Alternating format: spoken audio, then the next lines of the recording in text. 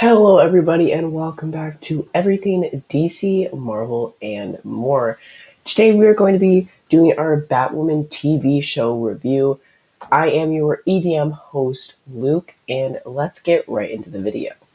So, for those who do not know, sadly, the very popular CW Arrowverse series Batwoman did come out with news Friday, April 29th, that the Batwoman show, season 3 was actually its final season, and they will not be going forward with a season 4. And with that being said, every single time it is the end of a show, we do go over every single season in a video and talk about which season was my personal favorite. And how we're going to structure this video is that we have 5 different topic points for each season we are going to be going over. The first topic point for each season will be the big bad or big bads for that season. Topic point number 2 is the episode structure, how they structured their episodes, how they structured that plot of the villains. Topic point number 3 will be the plot, kind of how they did, develop their plot that season. Topic point number 4 is the characters that they had in that season that could have been different from other seasons. And then topic point number 5 is just the season overall. So let's begin. Let's go right into season 1 of Batwoman. So season 1 of Batwoman, the big bads for that season was actually it was Alice. So Rachel Skarsten, who plays Beth Kane / Alice, was the main big bad that season, and I do have to say, rating the big bad, I do really like Alice as a character. So I have to say that I do feel like there for this season, the big bad was super well made and developed, just because at this time, usually big bads, they don't come every season. The only other big bad that did come every single season was in Flash. We had Reverse Flash or Tom Cavanaugh reappear every single season, at least in 1 or 2 episodes, but was never really a series regular. So, I mean, obviously we had Tom Cavanaugh become a series regular with their character they created, but we never actually saw Reverse Flash every single season. It was only for season 1, and then it was like 1 or 2 episodes every other season, or every single season after that. But Alice was different. We saw Alice, main villain, just like Reverse Flash in season 1, but not only is she playing that same character for a couple episodes in season 2 and 3, she was actually a series regular through the whole entire show, playing that villain, while they had other big bads throughout the other seasons. And that goes right into perfectly with season 2, because, for example, season 2, their big bad for that season was Black Mask. And I would say probably it would be Black Mask and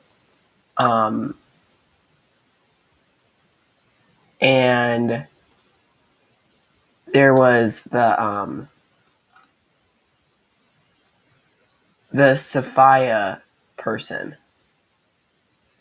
It was kind of, I should reword that. Basically, for season 2, for those who are unsure, there's basically 2 big bads that season. So season 1 only introduced one of the big bads, while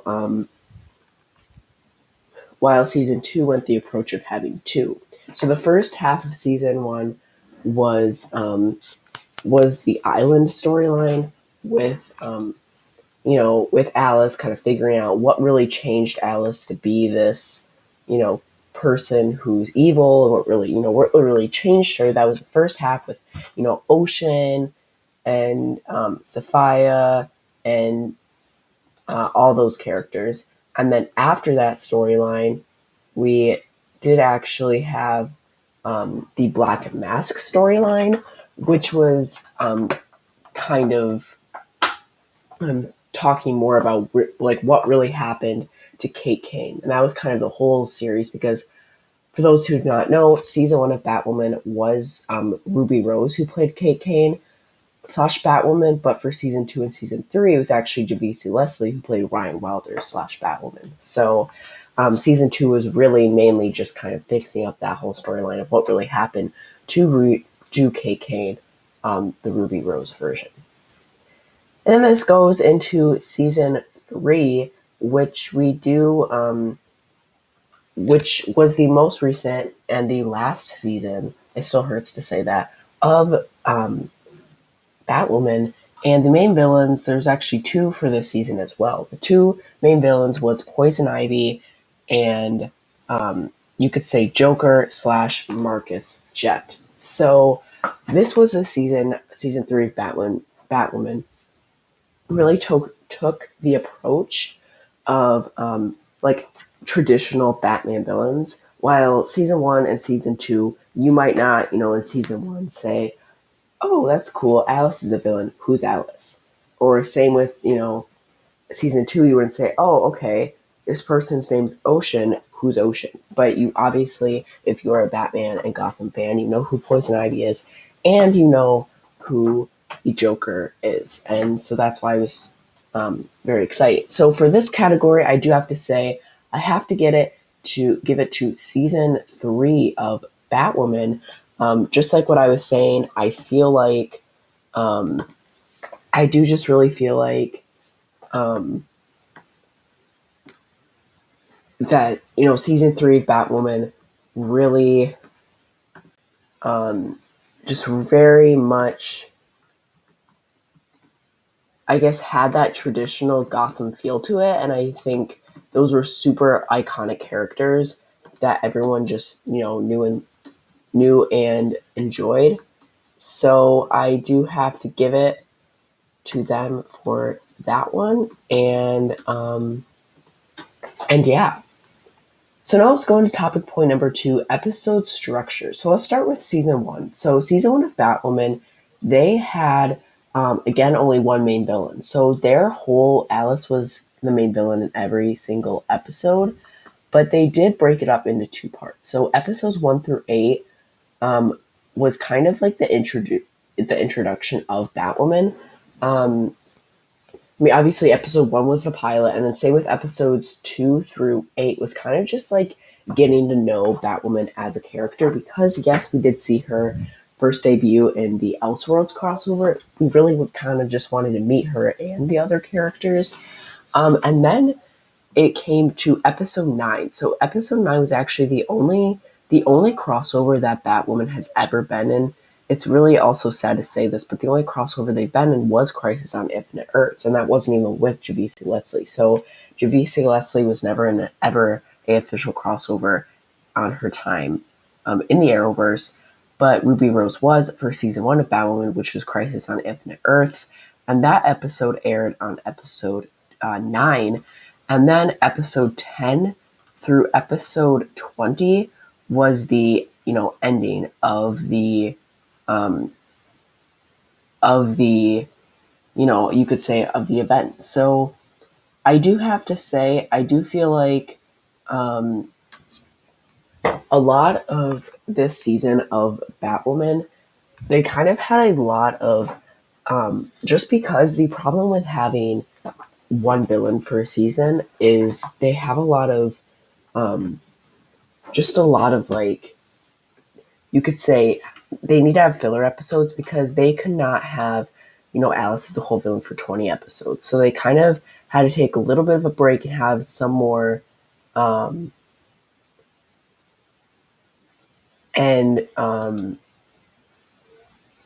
kind of have just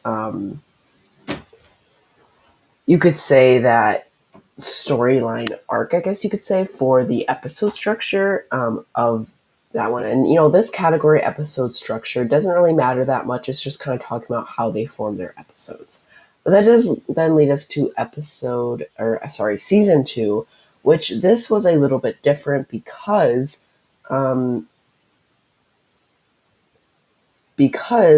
this actually, for season 2, they had the 2 villains for this season, and a new approach that Batwoman was taking.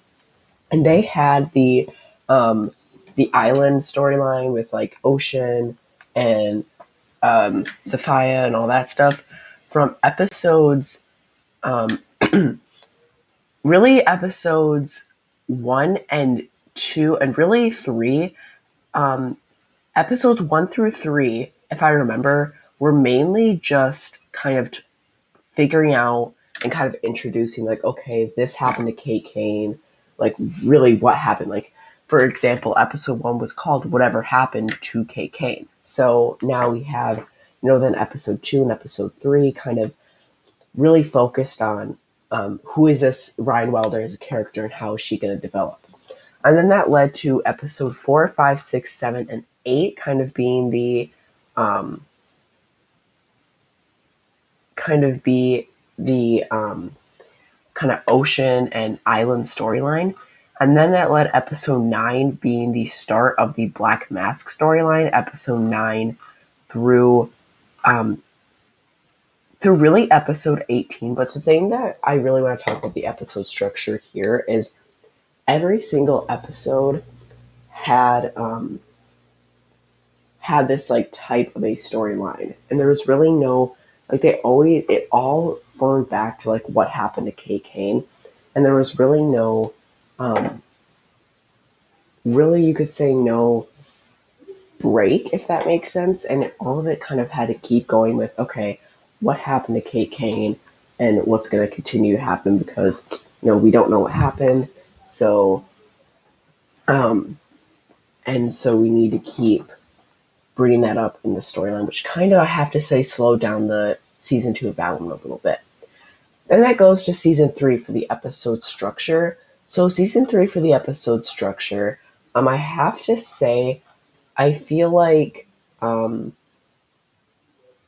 was a little bit mixed up here and there. For example, for the episodes like 1 through 5, we had the Marcus storyline, and then episodes 6 through 9, we had the Poison Ivy, and then episodes 10 through 13, we had the end of the storyline for the Marcus Jet, which I feel like is a little bit strange. And to say that again, we had our first 5 episodes be Marcus Jet, and then we had our middle episodes be Poison Ivy, then we had our last 5 episodes be Marcus Jet.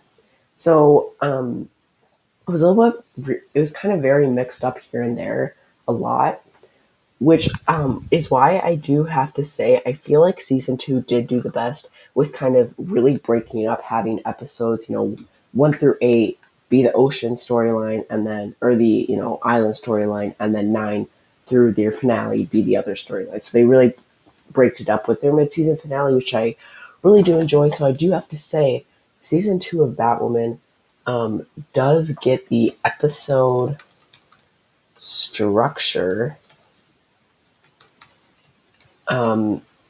win for that one. So now we do need to go to the next one here, which is trying to see. Okay, so the next topic point 3 here is talking about the plot. So the plot of and this is actually pretty of an easy one, because we kind of already talked about that for most of them, with like season 1's plot being kind of having the Alice storyline, with season 2's plot having the island storyline, and then the Black Mask storyline, and then Batwoman having the Poison Ivy storyline, and then the Marcus Jet / Joker storyline. So for plot wise, I think I do actually have to give it to season 3 of Batwoman again. I just feel like their plot, the characters they used, the plot of everything was really, really nice. Um, and kind of how it all went back to, season 1 of Batman, like what happened, like who was really in that bus that hit their car in season 1 of Batwoman, and then finding out that Marcus was actually in that bus that Joker was in. And I just feel like that was a really good, thing to do. So I do have to give it to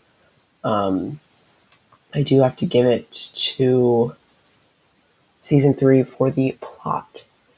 Next is the characters. So season 1 characters, the cast was Ruby Rose as Batwoman, Rachel Skarsten as Beth Kane / Alice, Megan Tandy as Sophie Moore, Nicole Kane as Mary Hamilton, Cameron Johnson as Luke Fox, Elizabeth, I'm not sure how to pronounce that last name, as Catherine Hamilton Kane, who was the mom of Nicole Kane, Doug Scott as Commander Jacob Kane, and then that was it for that kind of characters. Now, all those characters, I do have to say, I think, you know, Doug Scott, who was Jacob Kane, he did really, really good.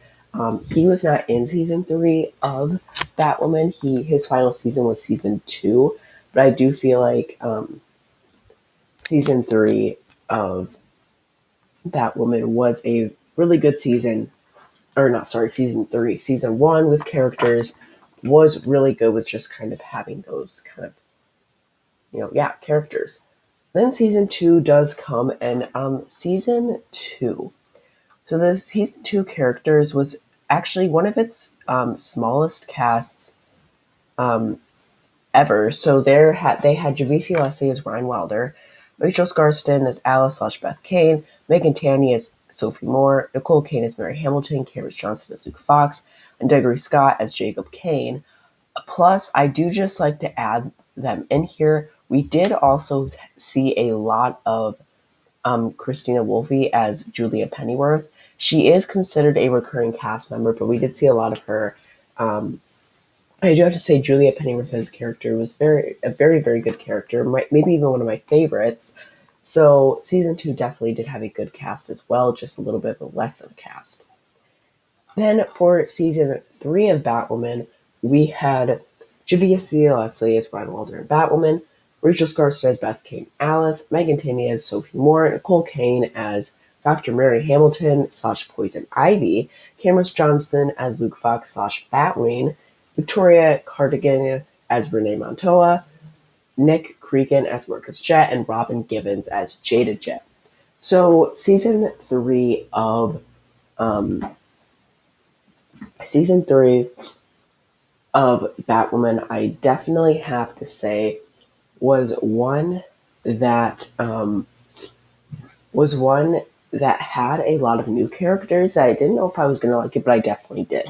Renee Montoya was actually in the Gotham television series, who played that same character, same actor, which I really, really enjoyed. So I'm super excited that she was able to, reprise her role in Batwoman, and I really liked her as a character as well.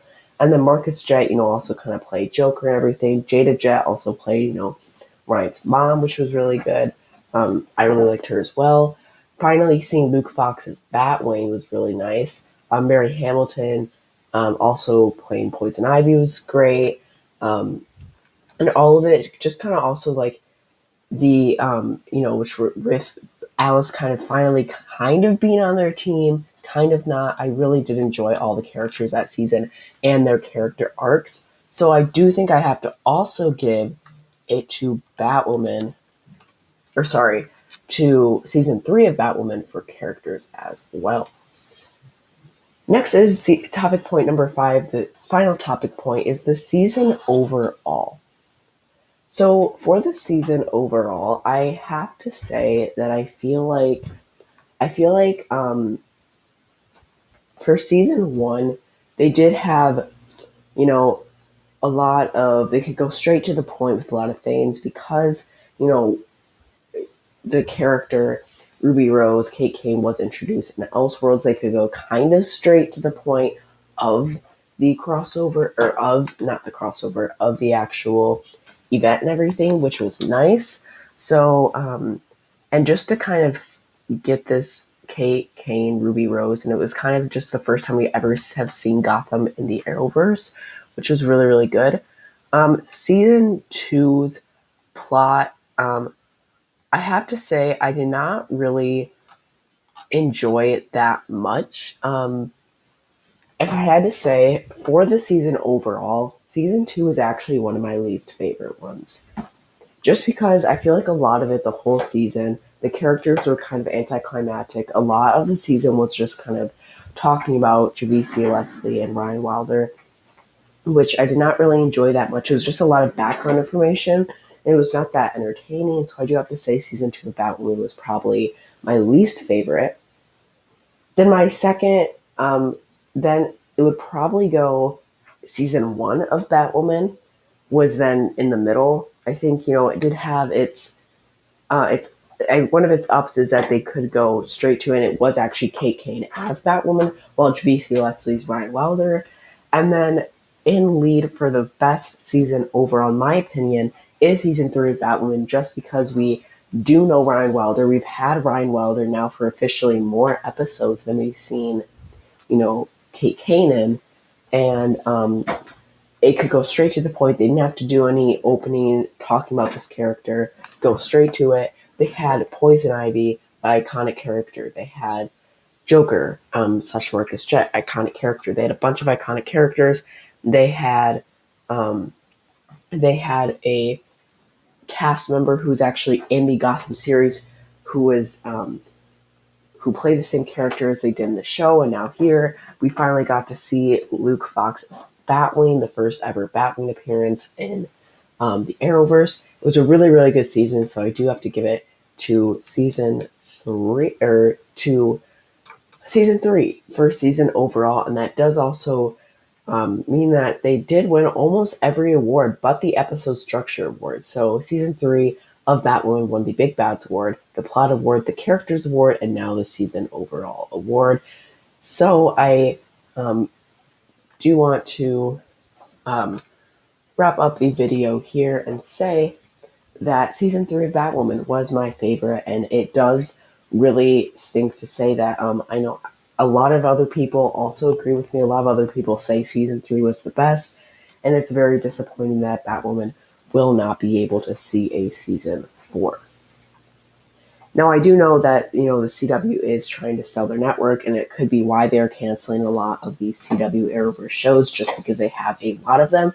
But I do wish that at the time I am recording, I did find out the news that also Legends have been canceled. So I'm going to be making a series review on Legends as well. That video will be coming out on Thursday or on Tuesday. I don't know, depending on, I'm not sure the release schedule. It will either have already came out or it will be coming out in the future. But yeah, we have, now that we've got the word that Legends has also been canceled, it's very disappointing. I do wish that, the CW would have said, hey, both Batwoman and Legends can't have a final season, but it will be their last, so they could wrap up the storylines, because, that Batwoman season 3 finale was the finale of the show. We will most likely not see those characters again unless there is, a crossover, like the live action crossover event. And also, we will not be able to, same with Legends, we will not be able to see those characters again. And that, that cliffhanger of them, going to prison is now, like, what's happening with that and everything like that. So I do think I am going to wrap up the video here. I hope all of you guys did enjoy. Let me know in the comment section down below, what is your favorite Batwoman season? Just because season 3 is my favorite doesn't mean it has to be your favorite. If your favorite Batwoman season is season 2 or 1, let me know, and also let me know why.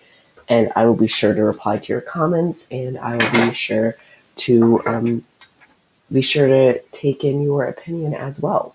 I hope all of you guys had a fantastic day. Stay safe, stay awesome, and most importantly, stay yourself. Bye, guys.